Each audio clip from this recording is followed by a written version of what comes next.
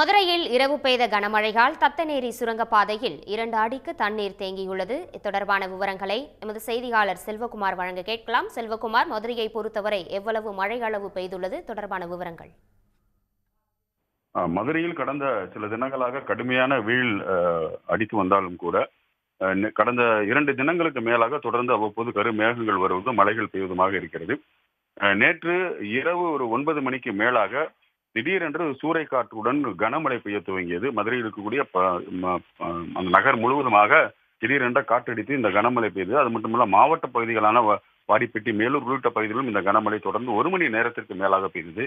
சூறைக்காற்றுடன் பெய்த இந்த கனமழையின் காரணமாக மதுரையில் 20க்கும் மேற்பட்ட இடங்களில் ஆங்காங்கே மரங்களும், அதே போன்று மதுரை மாட்டுத்தாவணி பேருந்து நிலையம் அருகே இருக்கக்கூடிய பகுதிகளில் ஒரு டிரான்ஸ்பார்மரும் கீழே விழுந்திருக்கிறது.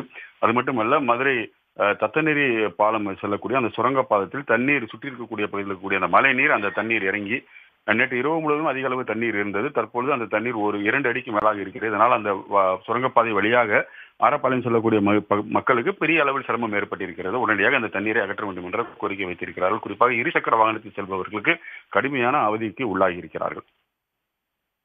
விரிவான தகவல்களுக்கு நன்றி செல்வகுமார்.